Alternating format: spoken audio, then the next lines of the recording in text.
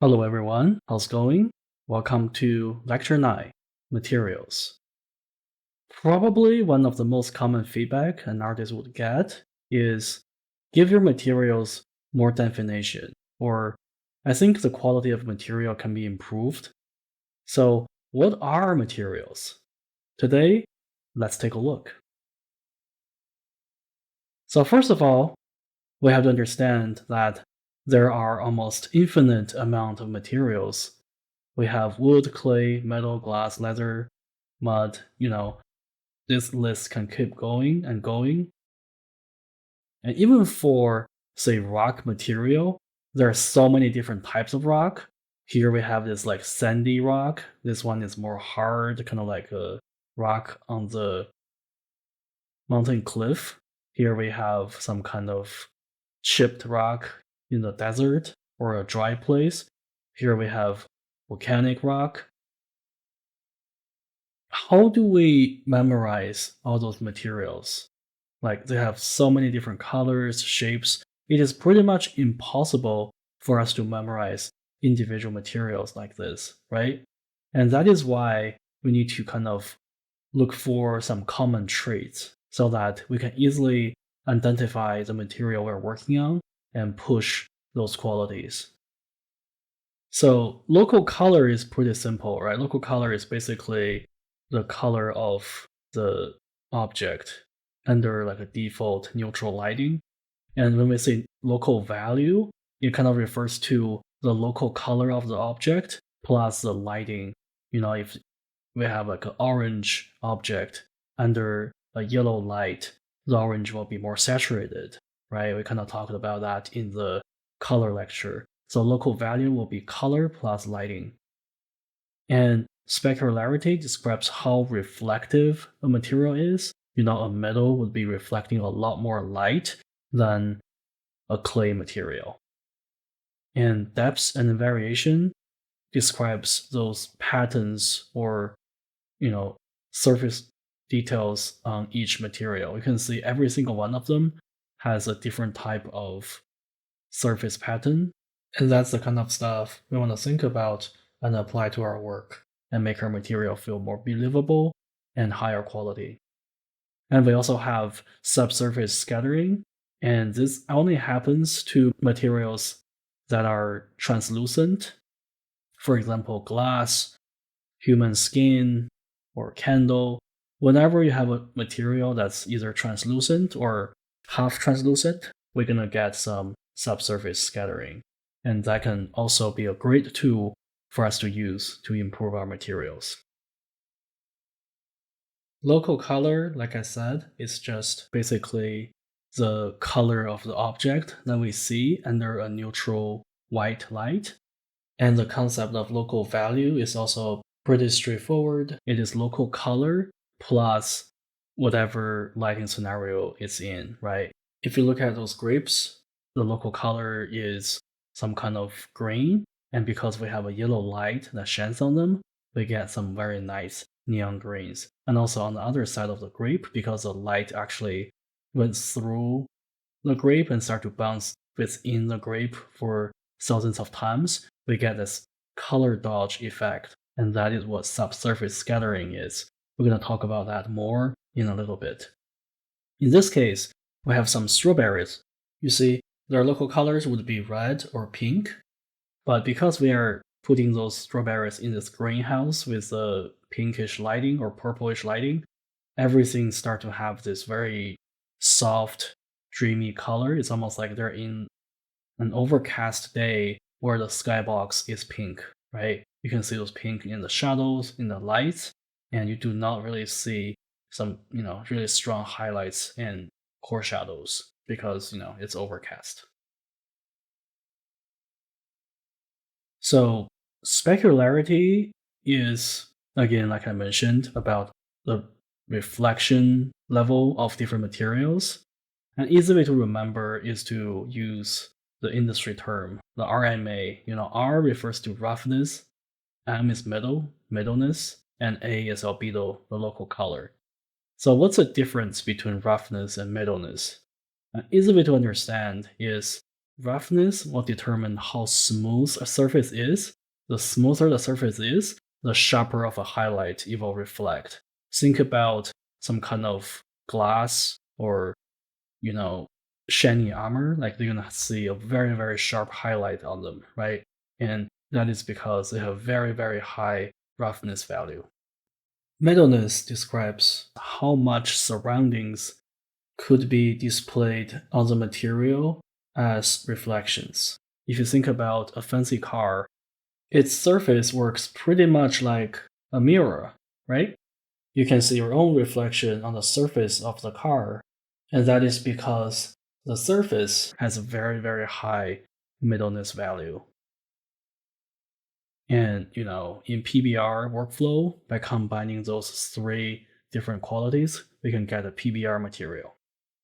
So over here in this chart, we can quickly understand how this works. So when middleness and roughness are both at very low settings, you get a matte material. Imagine like a clay ball. And on the other hand, when both middleness and roughness are super, super high, you get a chrome material where you have a very sharp highlight as well as a lot of reflections of the surroundings, right? And what happens if the middleness is very high, but the roughness is low? As a result, you'll see that this ball is trying to reflect its surroundings on its surface. However, because the roughness is too low, you can see the reflection gets blurrier as it goes until you cannot even see it, right?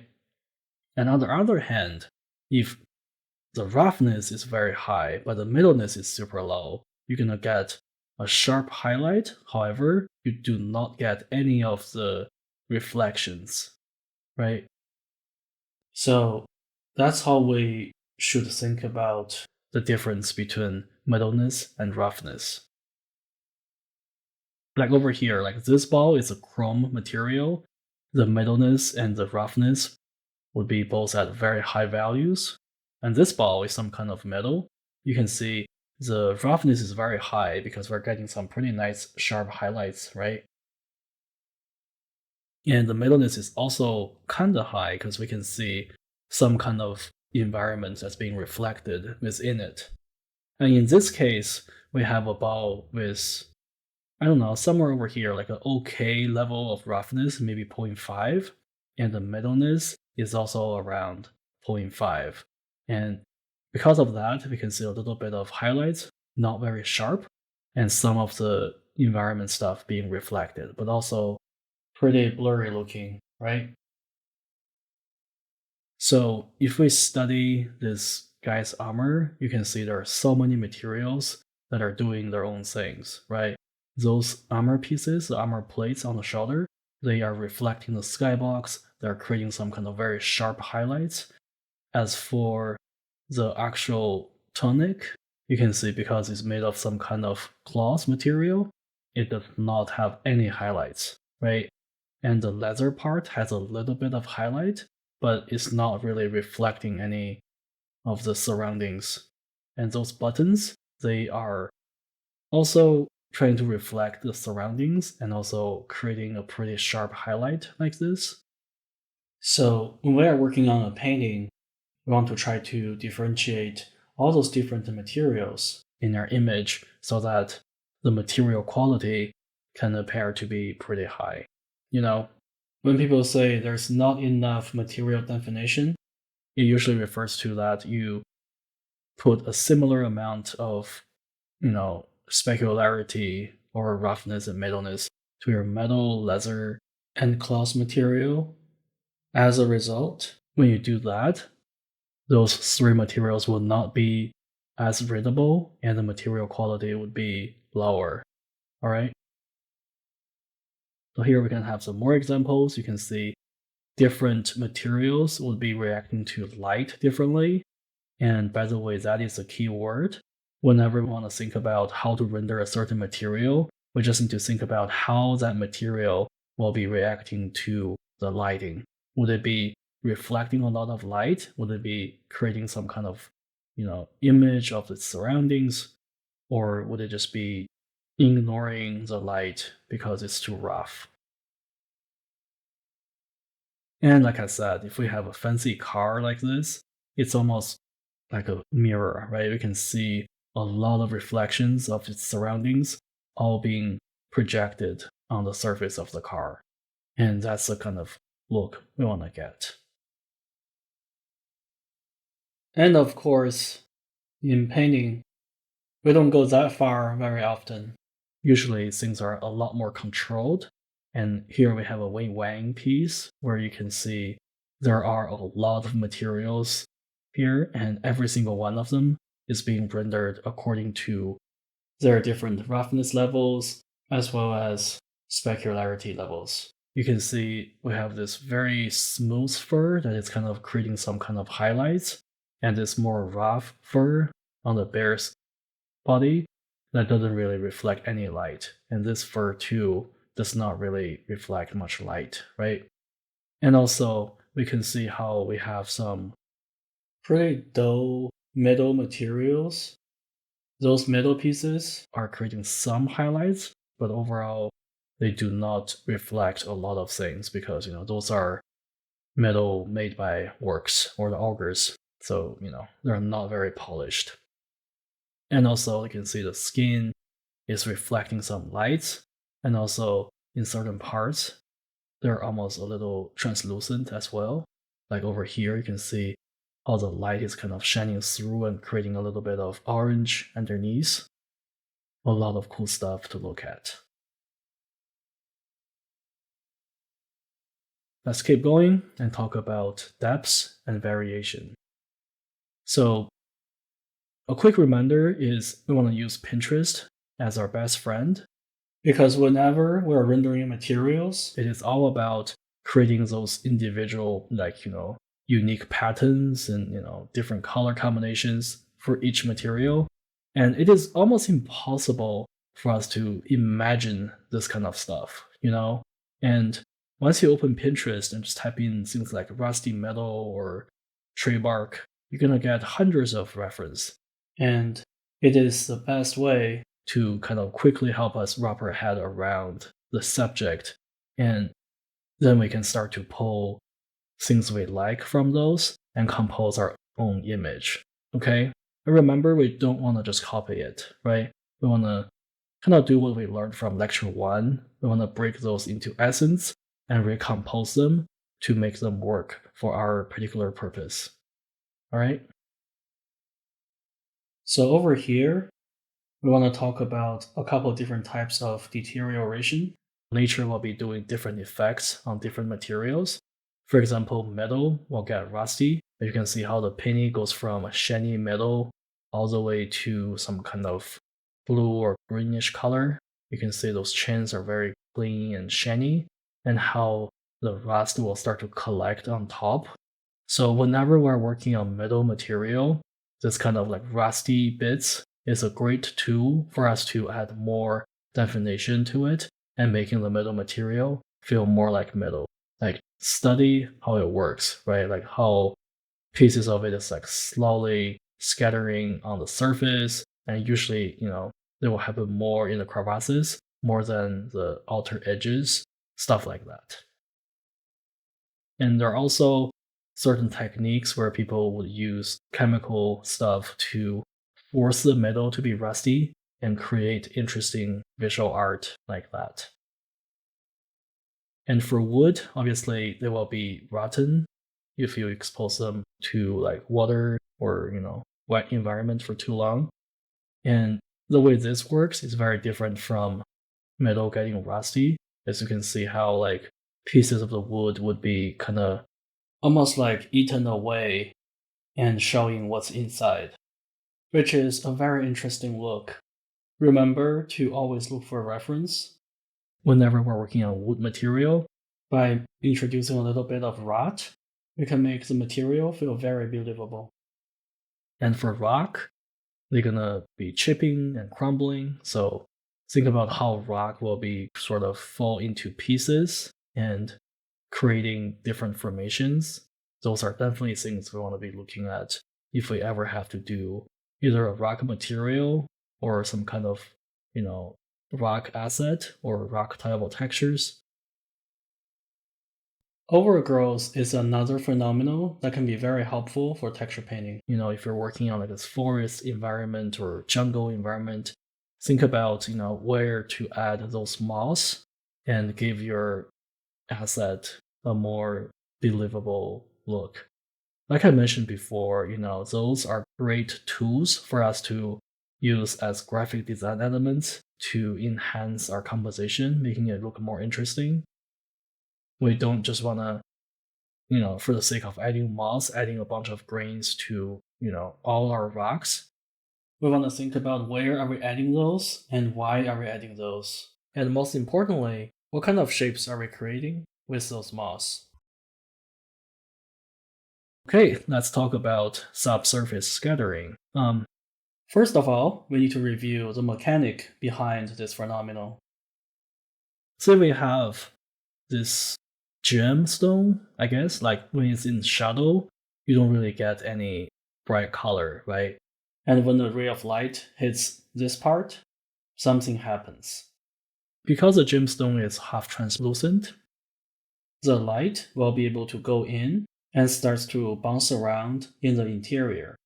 And because of the imperfections within the gemstone, those lights will keep bouncing around and kind of create this like color dodge effect, making the shadow side of the gemstone to be super, super saturated. So on the lit area, you can still see the lighter values, the specular highlight, or even the core shadow. Nothing changes too much, right? But on the other side, in the shadow side, instead of being dark, you get those very, very saturated colors. And also, the cast shadow itself is no longer dark. It is also being affected by those bright red colors, right? And that's how you create subsurface scattering. And this effect happens on many different things. For example, on gems, on orange, you can see how the light will go through and start to create those very, very interesting colors, right? It would happen to gummy bears, candles, crystals, human hands, ears. If we understand how to paint it correctly, adding this effect to our image could make it feel a lot more painterly and a lot more charming for people to look at. So understand it and make it a handy tool that we can use. It is also worth mentioning that this effect can also happen to tree leaves. Let's take a look at those leaves. You can see that whenever they're being directly lit by sunlight, you get this kind of washed out, very bright values in the lit areas of those leaves. And that is when the light directly hits it. But when the light actually goes through the leaf and start to bouncing around within the leaf, because the leaf, by the way, is also translucent, you can see how the color gets really saturated on the other side. And that's how subsurface scattering works on leaves. The top sides are usually directly being lit, so they're bright and desaturated, and the bottom sides are more saturated. The top of the canopies will usually be bright and desaturated, but if you stand under the tree and look up, you'll be able to see a lot of very beautiful colors because of that effect. And in this case, it becomes a little more interesting, right? Like you can see a lot of subtle changes, like over here, the light hits the top of the leaf, creating some lit area. However, in this angle, you can see how the light is start to bounce around within the leaf, creating those color dodge effects. Same thing here, some very interesting color dodge over here too, right? And in this piece too, like you can see, most of the leaves here are showing us the bottom sides, which is why we're looking at a lot of the color dodged, very beautiful orange. And not just for leaves, even for curtains, they can also have this very interesting color dodge effect. See, there's a light that shines on the curtain. We can see the curtain start to have this very beautiful, dreamy looking orange, and that is because the light is being bounced around within the curtain shapes. Okay? If you look at this curtain from the outside, you'll just see a curtain that's being lit. You won't be able to see all those beautiful colors. Here too, this image is interesting because It is a cast shadow, however, we can still see there are a lot of very beautiful subsurface scattering that's being projected on the shadow because, that plant is already being affected by the light, and after the light goes through those leaves, creates those very saturated colors in those leaves, they will be projected to the shadows as well. Remember that.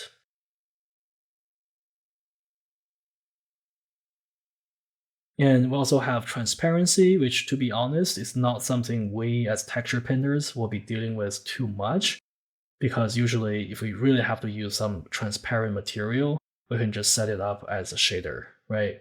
But in some cases, we do need to render something that's transparent. And an easy way to remember how to render it is to think in this way. Whenever you have a transparent material, the middle part is always the most transparent part because you can see through a lot, right? And the edges are going to be less transparent. The reason behind this is actually pretty simple. Let's take a screenshot and quickly draw it out. Imagine like you have this tube looking from the profile view. When we see from this angle, we're only going to see this much of the skin, right? That's why the middle part will be more transparent. If we look from this angle, we will have to see a lot more. You see what I mean? And that is why the edge will tend to be more opaque and the middle part will be more translucent. And the same effect will happen to glass bottles, cups, stuff like that. So I do want to take the time to talk about another topic, that is the relationship between materials and the history of hand-painted art. So what happens is, if you look at some of the early games, in like early 2000s and late 90s, like Crash Bandicoot or early Mario games, you can see that they're very colorful already. They're having a lot of like interesting shapes. Although the polygons are low, it does seem to me that the artists already understand how to push the shapes and make the color more interesting, right? However, I think material was not exactly a thing that the artists back in the day cared about too much. And as time goes, you can see this is the first MMO EverQuest where, the artists start to pay more attention to the materials. The polygons are just as low as those games, but here we can see a little more definition on, the metal, the chainmail, the leather part, and those like ice giants or something. Like they also have their own skin, being like rendered out as some kind of icy material. And of course, once we get into Vanilla WoW, the artists start to pay even more attention to different materials, right? You can see we have some like vine material that's, reflecting some light. The tile is reflecting less light. This metal is, being shiny, however, the cloth part is not. We start to see more and more materials being introduced to video games. And today, if you look at, the modern day hand-painted games, obviously the quality has went up by a lot, right? If you ask me what the biggest improvement is, I would say yes, we have higher poly counts and higher texture resolutions, which support assets with higher fidelities. However, I think the biggest change is actually the attention to materials went from over here, pretty much 0, to over here, a 10, right? You see, the colors are always vibrant since the beginning, the shapes are always pushed. The difference in material quality is what makes the modern games stand out against the older ones. If we zoom into this Battle Chasers screenshot, you can see how the artist is rendering the tiles, the claws, those metals. Every single material is being treated differently to create a little bit of unique material definition so that when they come together, you can see a lot of very interesting materials kind of popping each other. In this case, this is one of my favorite model. In TFT, you can see this classical music gene where there are so many cool materials, like this metal kraken head, the shirt and the tuxedos with shimmering qualities, the wooden part for the weapons, and even the mask has 3 different materials. So yeah, this is something to think about. Okay, if we want to push this art style even farther from here, I think one big focus should be material. However, I don't really have that many secrets to share regarding how to paint better materials because really like it just ties into all the stuff we talked about before, right? Shape language, composition, color. But the fact that we need to pay more attention to those materials and try to give every single type of material their own definition would make a day and night difference if you compare, say, like this model to something like this, right? This is a concept created by KK, modeled and painted by Gab. Go check out the Artstations. Lots of cool stuff. So for part 3, I want to offer some tips for painting materials. Like I mentioned, a big part for painting materials is to try to understand how different materials would interact with lighting and play with the specular highlights. However, we actually want to be very, very careful with our sharp highlights. We want to leave them in the very end and only use a small amount of them. Because if we go crazy with those highlights, the material will fall apart very, very quickly. Okay, that's something we have to think about. Like, how do we control the amount of highlight we use so that the overall material can feel more believable, more solid? Here too, you can see there's only a very small amount of highlights here and there. However, because those highlights are being reserved for the metals, they start to feel very sharp, very juicy, very satisfying to look at. In contrast, they also made the rock and the root to feel more crude, more rough. Imagine the artist put some highlights on the rock, they will make it feel pretty strange, right? So for here, we have some highlights on the metal, a little bit on the wood, because wood, believe it or not, will also be reflecting a little bit of highlights on the gargles, on the glass, on the skin, but not really on, this leather material that is supposed to be very rough. And a little bit on the bones as well. So think about how to manage your highlights and how to use them in the right places to make the material feel more satisfying to look at. Okay? It is about reserving them and use them in the right places. Those are all Cole's paintings, by the way, the legendary artist. And another thing is something I really like to do. It is to use material qualities as excuses to add more visual flow and details. As you can see, I'm trying to find an excuse. Like in this image, I picked those orange mineral lines as a special tool to create visual flows around my shapes and forms to create some kind of very heavenly looking rock texture because the texture is made for Immortal Bastion. It's almost like heaven quotation mark. So I'm trying to make things feel very enchanted, very airy. Additionally, I have also picked the teal color too as some kind of design element to flow my shapes as well. Here too, I'm using those little blades from those water plants as a shape to lead the viewer's eyes around. I'm using those little highlights here on those water chestnut material to create some, very heavenly, very enchanted effect. And over here too, by picking certain visual elements from the material I'm working with and using them to create a sense of movement and rhythm, I can quickly get different tileable textures that each has a unique color palette and design to work nicely with each other. And in those cases, I think in lecture 2, I talked about those, like how I use those confetti as excuses to guide the viewer's eyes around the image. And in this case, I think I was using some of the wood cracks to create additional visual flow and rhythm. Here's another example. If you remember, it was those little crystal bits.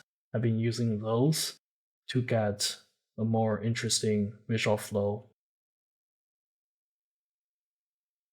All right, let's wrap this up by looking at some Sorwando examples. Again, I think Sorwando is probably the strongest painter when it comes to rendering materials. And one thing about his way of using materials is that he would intentionally exaggerate every single material type a little bit. Like over here, you can see the cream, the strawberry, those pineapples, this creamy cupcake thing. The material quality of all those assets have been pushed to be like 150%, even the wood back here. And because of that, you start to get this extremely juicy look, right? This effect is very interesting. By pushing the individuality of every single material, they start to work together better and pop each other more, which is very different from, when we say like, well, you can only have one focal point in a composition because when you have two, they're going to be competing against each other. For materials, they do not really work like that. When you have one material that's super shiny and juicy, you can still add other cool materials, like this bone material, like this glassy material, and this very rough metal material. They will all be working with each other and make the image feel more interesting. It's a win-win situation if you think about it. It's pretty cool, right? I love those Sorwando renders. So good. This one too, if you look at all those renders, it is pretty gorgeous. Okay, that's all I want to talk about for materials today. This is another lecture that's relatively short. Like I said, to paint materials successfully, we have to really think about all the stuff we talked about before, like composition, shape language, color harmony, warm versus cool, straight versus curve. And as for how to render each individual material, we do not have any golden recipes for you. You just have to think about their individual qualities, like their local colors, their specularities, and are they, doing any like subsurface scattering? Do they have any deteriorating qualities like rust, rotten, or chipping away? Like those are the kind of things we think about when we render materials. And yeah, I think a lot of it, by the end of the day, is just muscle memory. We have to paint a lot to build up that awareness and be able to render materials at a higher quality. All right, thank you for listening. See you in the next one. Bye bye.